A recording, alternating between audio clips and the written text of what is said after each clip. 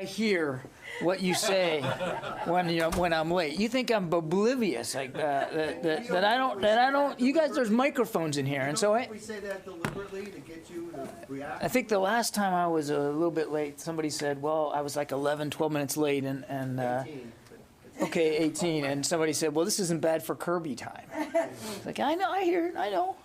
All right, good afternoon, everybody. Couple of things at the top. I think you all saw the Secretary's statement expressing our gratitude to the government of Slovakia for their willingness to transfer an S-300 air defense missile system to Ukraine. In that statement, he also talked about our ability, willingness, and upcoming provision of a temporary deployment of a Patriot system into Slovakia so that their air defense can be preserved. It's part and parcel of the larger effort that we've been doing now for quite some time to bolster NATO's eastern flank and improve our deterrence and defense capabilities there. This is a temporary deployment of a Patriot system while we continue to consult and talk to the Slovakian government about more longer-term solutions. I don't have those solutions to speak to today or what that might look like. I can't give you an exact time frame for how long this temporary deployment will occur. We'll be working this in real time and iteratively with the government of Slovakia, but we're grateful for their willingness to help out Ukraine with this critical need, particularly as the war in Ukraine now enters a new time frame here, a new phase, if you will, with a stronger focus by the Russians on the Donbass. I know that you all have been covering the missile strike that occurred at the Kramatorsk. Sorry, I'll probably mess that up. At the train station there in the Donbass.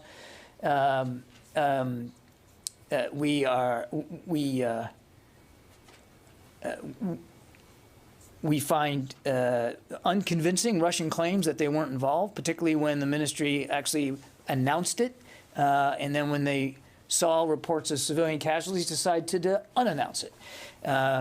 So our assessment is that that this was a Russian strike, and that they used a short-range ballistic missile to conduct it. And you've seen the reports for yourselves. Many of your colleagues have been reporting it from on the ground that there are civilian casualties there.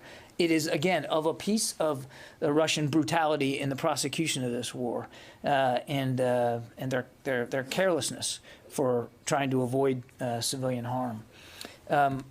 On personnel notes, we are very happy to hear, got the news last night that the Senate unanimously confirmed 2 DOD officials, Bill LaPlante as the Undersecretary of Defense for Acquisition and Sustainment, and Eric Raven to be the Undersecretary of the Navy. We're very excited. These are 2 very big positions, very key positions here at the department, and we're excited to have them be joining the team here in the coming days. There's a lot going on, a lot of threats and challenges to deal with, and both these gentlemen will be key to that effort. Moving on to some other news.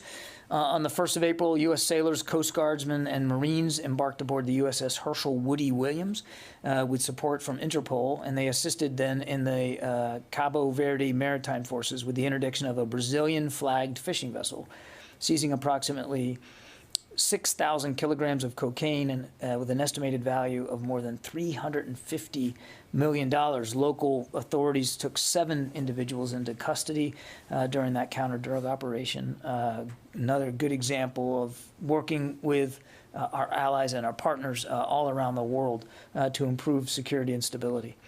Then on a programming note, on Monday morning, the Secretary will welcome here to the Pentagon the Indian Minister of Defense, Rajnath Singh, for an enhanced cordon ceremony and a bilateral meeting. That, of course, will be, you'll be able to cover that. Then later in the afternoon, the Secretary and Minister Singh will join Secretary of State Blinken and the Indian Minister of External Affairs, Jaishankar, for the 4th U.S.-India 2+2 ministerial dialogue, and that'll occur on Monday.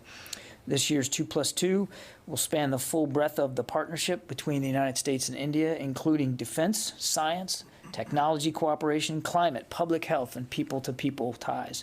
Since its inception in 2018, the 2+2 ministerial has allowed the United States and India to continue to work towards building an advanced comprehensive defense partnership that we think is poised very well to meet the challenges of the 21st century. So with that, Bob. Thank you, John. On Ukraine, as the Russians narrow the focus of their operations to the Donbass and the south, as you described, do you anticipate that this will change in any significant way the Ukrainians' needs, the type of needs they'll have for weaponry, other assistance from the United States and other partners, and also will it make it significantly more difficult to get it into them?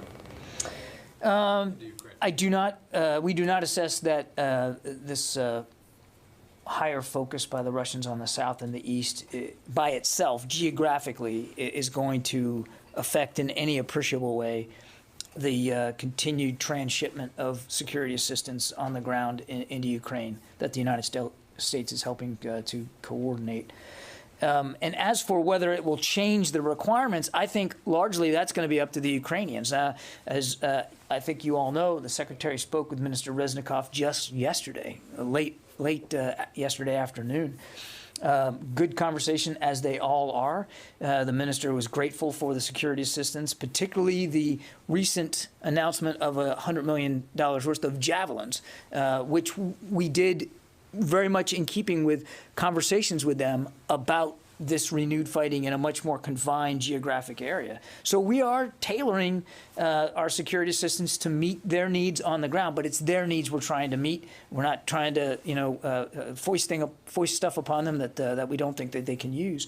So I guess that's a long answer to a very brief question. It's too soon to know if there's going to have to be any adjustments. We'll work that out in real time with Mr. Reznikov and the Ukrainian Armed Forces. And clearly, if it's something we can do and we can do it quickly, we will absolutely do that.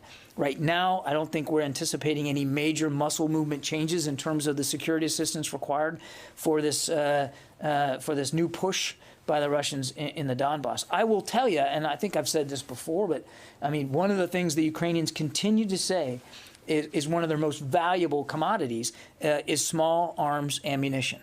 And we and other nations continue to provide literally millions of rounds. It doesn't get the headlines. I understand that. It's not as dramatic as anti-tank missiles or Stinger anti-air missiles, but it's a vital need that they use literally every day, and that continues to flow.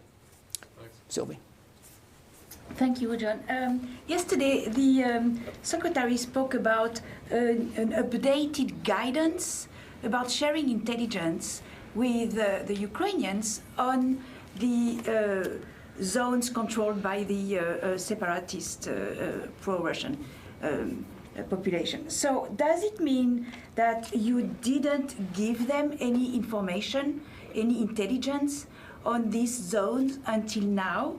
And does it mean that you are giving them these intelligence now to help them reclaim these zones? It did not mean that we weren't giving them useful intelligence and information in the Donbass and in the eastern part of the country. We have continued to provide them with useful intelligence and information to help them defend themselves. What the Secretary was referring to was, as the conditions on the ground have changed and as this focus now has been more pronounced in the east, we needed to make sure that the guidance to our own intelligence apparatus was keeping pace with that. And what does it mean that you are helping them now? That the objective now is to help them to retake these zones? Our objective is and has been to help them defend themselves, and that includes giving them tools, whether that be weapons and systems and ammunition or information, to be able to do that as best as they possibly can. Yeah, Tom. Hi, John, thanks. A follow on what Sylvie just asked, and then a separate question, please. You know me by now that I like to pick apart your words. And I enjoy it. Okay. We'll see if I appreciate it. We'll see if this rises to it then. You twice said in response to Sylvie that you've given, the United States is giving the Ukrainians information to defend themselves. I want to make sure by the understanding of the word defend, in other words, if the Ukrainians, and you did, I know you don't like to go in hypotheticals, but But you're going to try to get me to go into I'm going to try it hypothetical. anyway. The Ukrainians have engaged in offensive actions, not just defensive actions. Yes, they have. In Ukraine. Would sharing, if the Ukrainians are planning an offensive action, does that fall under an area where you provide information to help them? We are, look, Tom, I don't want to, and I'm not trying to parse words here. When we say we want to help the Ukrainians defend themselves, we're talking about the aggregate effort here. We're not talking about a tactical, whether I'm in a defensive position or I'm on a counterattack. We're not getting into that level of specificity here. We are trying to give them useful information and intelligence that allows them to defend themselves, to push back, to resist, to fight against, you call it whatever you want, this Russian invasion. And if they were to use some of that information to conduct a counterattack, then so be it. Okay. They are defending, the larger defense is of their country. They have been invaded now. Actually, they've been invaded, quite frankly, for 8 years, but a massive invasion that began on the 24th of February, and they're resisting that. And we are doing what we can. I'm not going to get into too much detail here. I think you can understand that, but we're doing what we can to give them the tools, and some of that includes useful information that they can use to contribute to that active defense of their country. That clarifies it. Now, my other question, sorry. I'm delighted. Yeah. I know that earlier this year, actually on January 24th of this year, you said in response to another question by me that it's, quote, not helpful to look at history, although I know you taught history in academy. Perplexing That statement. seems like a brutal retelling of my quote, but go ahead. That's, well, anyway, as General Milley said yesterday, the action is going to be shifting to the Donbas region, which is a different terrain than much of Ukraine. And Sure. It was the scene during World War II of huge tank battles and armored battles. From a strategic point of view, bullets are great, and a lot of javelins are on the way, but does this give the Russians now an advantage in the sense that they do have more armor than the Ukrainians, and this is a terrain made for armored fighting? So this is a more confined geographic area. I am not a topographical expert. I'm certainly not an expert in land warfare. And yes, while I taught history, it was naval history. So I want to stay inside my lanes here. And I don't want to be, and I don't think we should be predictive about what the outcome's going to be. But I think what the chairman was really getting at, and he was absolutely right to do this, was to provide a sense of the potential here for the conflict to increase in intensity and to be prolonged. And I think that's really the larger point he was trying to make. Because now the Russians are going to be concentrating their available combat power, and they still have the vast majority of their combat power still available to them, Tom. They're going to be concentrating that now in a more confined, smaller geographic area. So they, earlier on in this invasion, they were working on 3 massively separate lines of access: south, east, northeast, north, northwest, right? They divided a massive force, but they divided it along 3 big lines of access. And now we're going to see that they're going to concentrate on smaller, fewer lines of access in a smaller geographic area.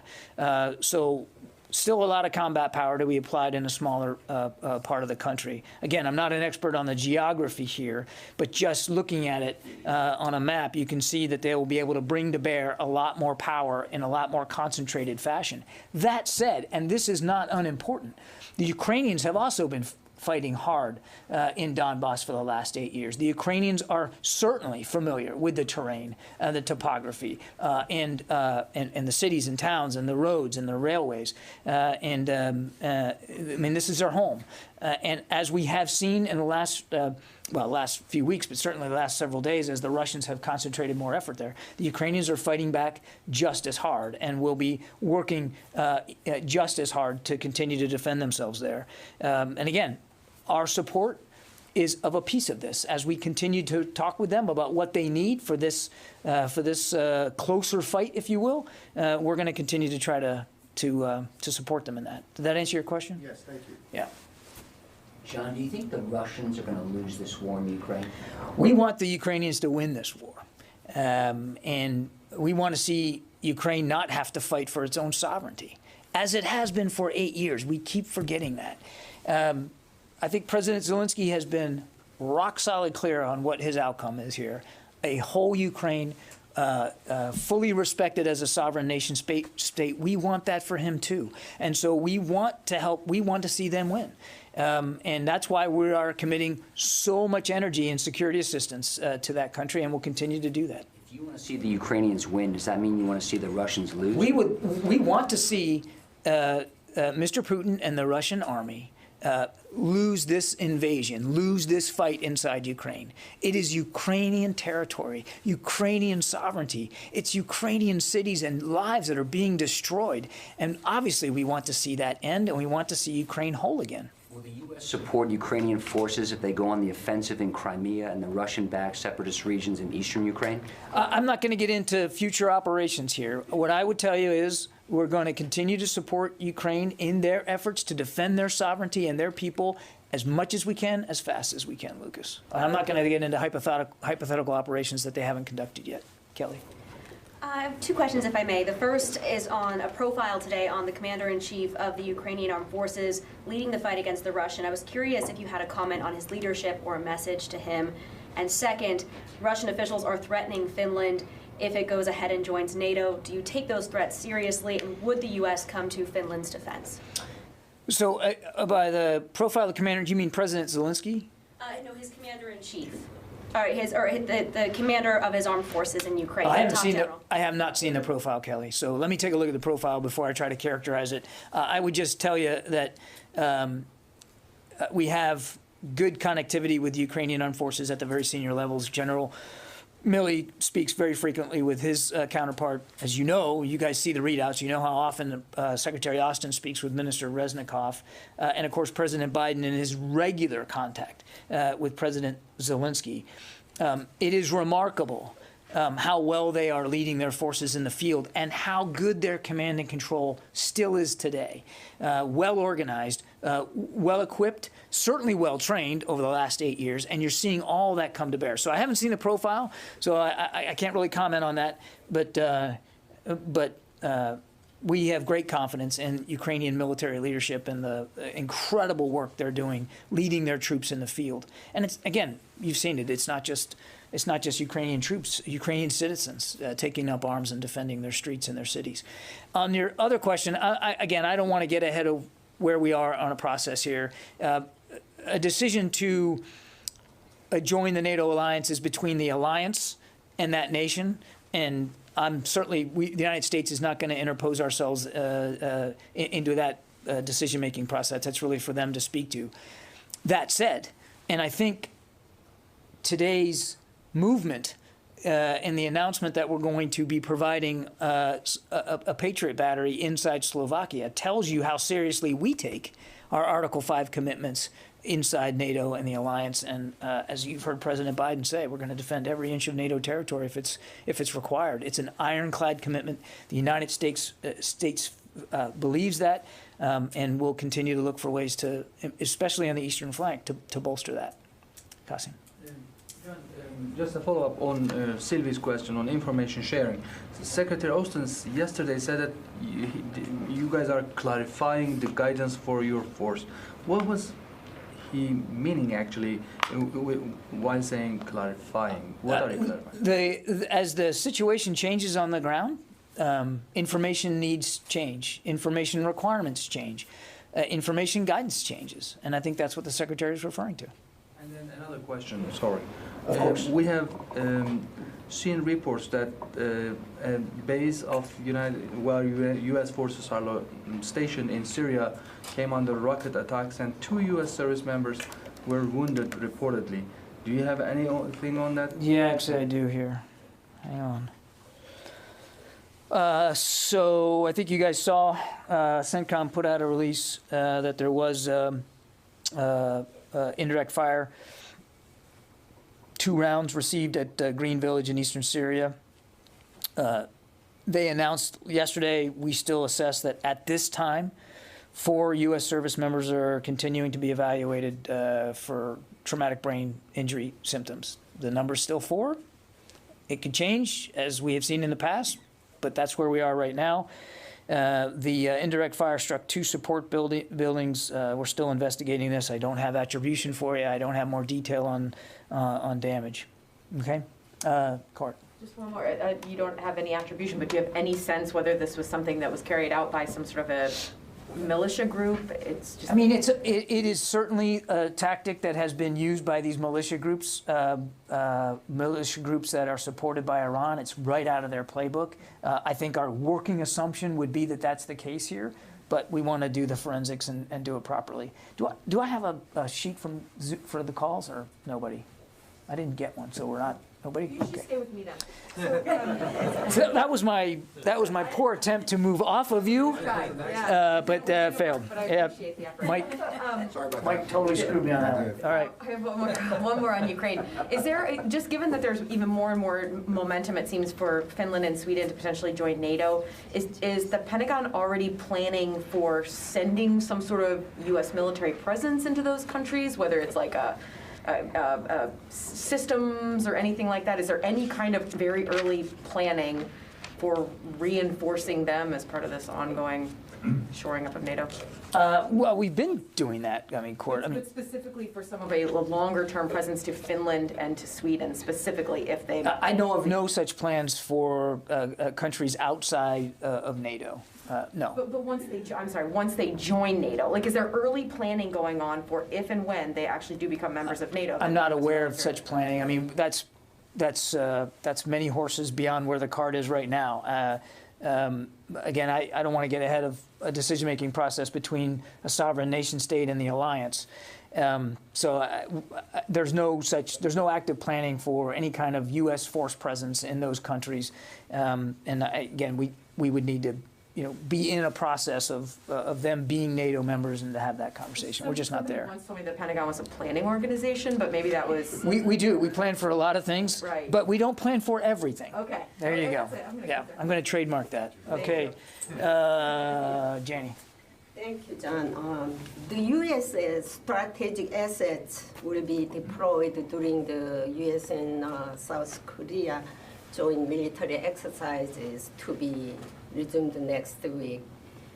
Do you see this as a sufficient deterrence to North Korea and send a message to North Korea? I mean, look, all our training events are meant to improve our readiness. It's not about message sending; it's about readiness, that's our commitment on the peninsula. That's our commitment to our South Korean allies.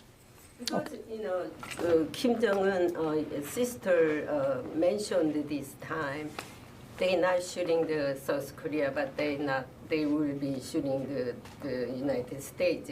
She gave it to some kind of a signal to United States. How do you respond? I haven't seen those comments. We're well aware of the North Koreans, their efforts to advance their nuclear ambitions as well as to advance their ballistic missile capabilities. We have reacted to that as just recently as a couple of weeks ago. You saw that we're boosting our ISR commitment in the Yellow Sea region. So, I mean, look, we don't need to hear threats and threatening comments from North Korean leaders to understand the actual threat that Pyongyang represents to the peninsula and to the region. And that's why we're continuing to adjust our posture as needed, to adjust our intelligence gathering posture as needed, and certainly to adjust our training and readiness with our South Korean allies. Rio. Thank you. I want to ask you about China. The Chinese President Xi said to his Philippines counterpart earlier today that regional security cannot be achieved by strengthening military alliance. Do you think this is an attempt to divide the United States from a U.S. ally while the Biden administration is focusing on Russia? Well, without speaking to that particular comment, we have seen the Chinese repeatedly try to divide the United States from our allies. We've seen their coercive and aggressive tactics to bully neighbors, including some of our allies, to come around to their way of thinking about their national security, what they believe their national security interests are in the region. 5 of our 7 treaty alliances are in the Pacific, the Indo-Pacific region. We take each one of them seriously, and we have dozens more allies, dozens more partners in the region that we continue to talk with. And I think it's fairly obvious when you see the Chinese behave this way, they're concerned about our network of alliances and partnerships. As you've heard Secretary Austin say, that's a real strategic advantage that the United States has in the region, are these alliances and these partnerships. And the Chinese have nothing like that. They don't have a lot of friends. They don't have a lot of people they can draw upon for that kind of support. And when you hear the Secretary talk about things like integrated deterrence, he's talking a lot about U.S. capabilities, but he's also talking about how we combine our capabilities in an integrated fashion with those of our allies and partners. Again, China has nothing to compare to that and cannot rely on that same kind of a network. Just quick follow-up. Japan will hold the first 2+2 meeting with the Philippines tomorrow. So what role do you expect Japan to play to maintain the rule-based order in the South China Sea? I won't get ahead of a 2+2 between those two sovereign nation states. We certainly respect both of them as allies, and they both are of ours. But I'll let them speak for their agenda and what they're trying to get out of this discussion. I'm sure it'll be fruitful. I'm sure it'll be productive. I'm sure it'll be constructive to improving mutual security needs in the Indo-Pacific. Lucas? John, NATO says that up to 15,000 Russian soldiers have been killed fighting in Ukraine. Is there any evidence or indications that the Russians are reinforcing those losses? I can't confirm the number, and you know we've stayed away from providing estimates on the numbers. We do know that they have taken casualties, both wounded and killed. What I can tell you, Lucas, sort of a two-part answer here. One, as we have seen Russian forces leave the north and move into Belarus and into Russia, we are beginning to see indications that they are, in fact, working on ways of refitting and resupplying these units, including discussions about how to replace lost troops. Now, some of these units are almost completely devastated, and it's unclear whether they will ever be reformed or whether they'll be combined with other units that are less depleted in manpower, equipment, vehicles. So they're working their way through all that right now. Remains to be seen how fast they'll be able to do it and with what, but we have seen indications that they are looking at their manning shortages in some of these units and how they're going to try to fix it. Do you know how many Russian soldiers they're looking to call up or send in? We have seen some reports that they are looking at mobilizing reservists, tens of thousands perhaps, but again, I think that remains to be seen. And just to follow up to Ruo's question, is the Secretary disappointed that the U.S. Navy is not planning to build a lot more ships to keep up with China? China's shipbuilding program is on a linear trajectory, and the U.S. Navy shipbuilding trajectory is very flat. Does that concern him? I don't know that I can approve upon the Secretary's own words on this yesterday, but he clearly got an opportunity to speak to shipbuilding yesterday at the hearing in front of the Senate Armed Services Committee, and then again on Tuesday with the House Armed Services Committee. I would just tell you that the truncated version here is the Secretary is very comfortable with the shipbuilding requests that we are making for 2023, which includes 9 new Battle Force ships, and he's much more concerned about capability and the proper mix of modern capabilities in the naval force than he is just about numbers. Numbers have a quality all their own. Clearly he understands that, but his concern is making sure that as we build more ships and bring ships into the fleet, that they're the right mix of capabilities, the most advanced that we can put to sea. Does he think that the Freedom class littoral combat ships was a complete waste? You're about to scrap all these warships that were built just a few years ago, and now the Navy's getting rid of them. You've heard him talk about the littoral combat ship, and in fact, you heard him talk about this in the hearing. I mean, they served a purpose, and some of them still do serve a purpose, and will serve a purpose going forward over the course of the fiscal year defense plan. But when you look at the National Defense Strategy, and you look at the budget which supports that strategy, and that strategy is focused on the pacing challenge of China and the acute threat of Russia, what we are working with the Navy on and support the Navy's efforts to develop new classes of ships, ships with more capability than the LCS has for the kinds of fights that we think we might be in the future. The Navy have been building those kind of warships years ago and not these littoral combat. I don't think we're going to relitigate Navy shipbuilding plans from 10, 20 years ago, Lucas. Okay, got to call it a day. One quick follow-up, sorry. Okay, I guess I'm not calling it a day. Sorry.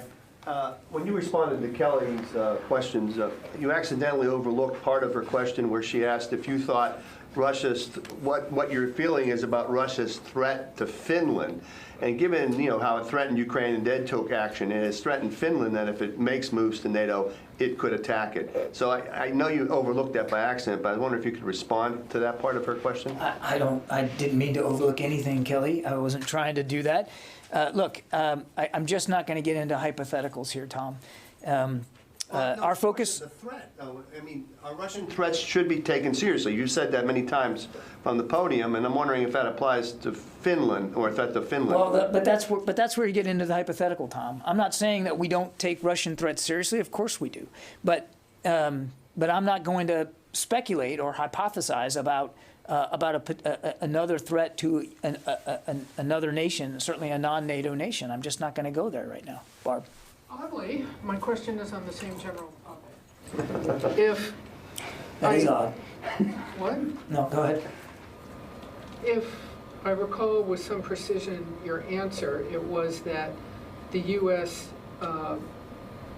Plans, but the Pentagon plans but doesn't plan for everything, and you seem to quite clearly rule out that you had any plans to assist Finland or Sweden against threats. So let me not make it hypothetical.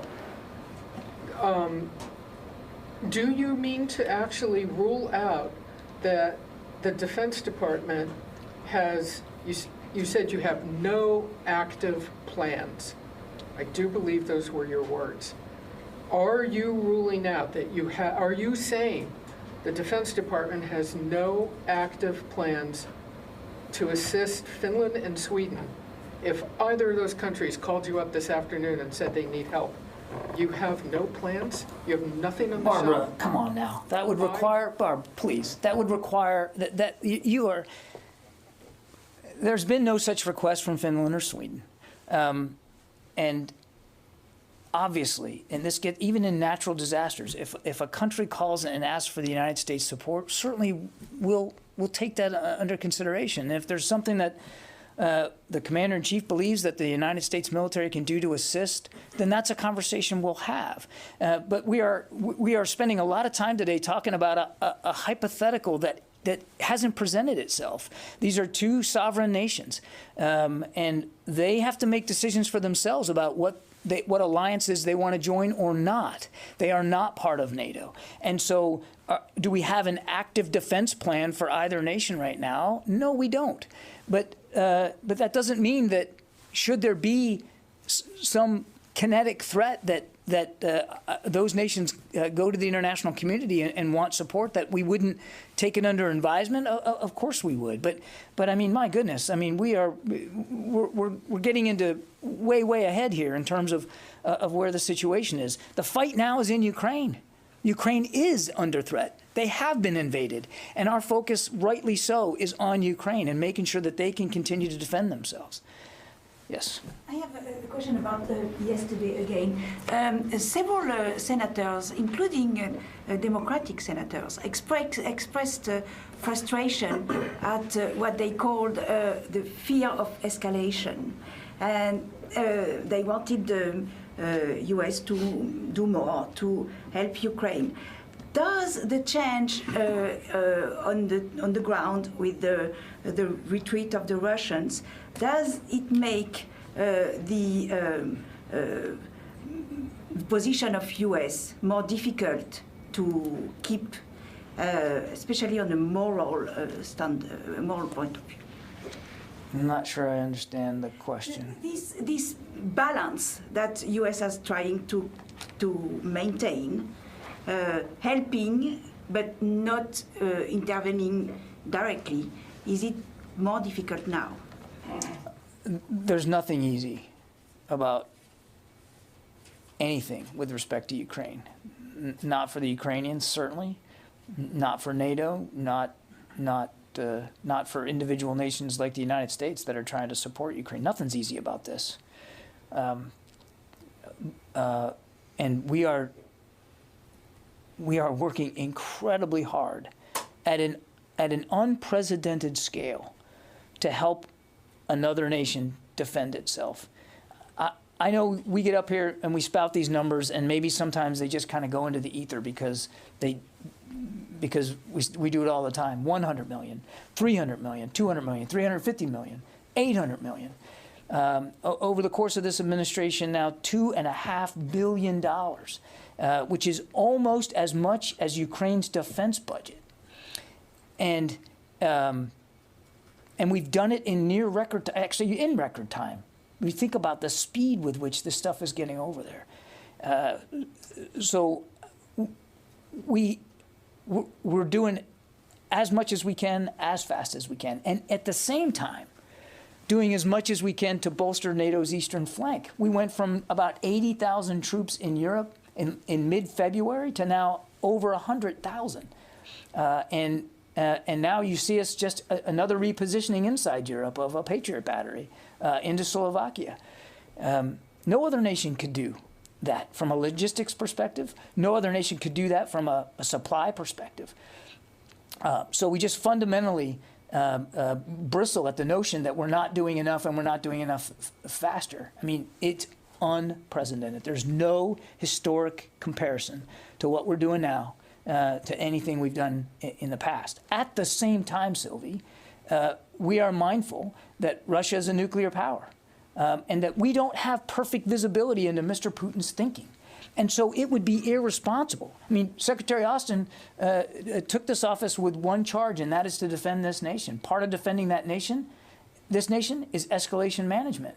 And if he wasn't doing that, if he wasn't thinking about the potential for escalation and where that might go, then he shouldn't be in the job. He takes that responsibility extremely seriously because the stakes are very high. So no apologies for thinking about that as we continue to support Ukraine. And certainly no apologies for the speed with which and the scale at which we have continued to do that. And I think you're going to see it continue going on in the future based on our constant conversations with Ukraine.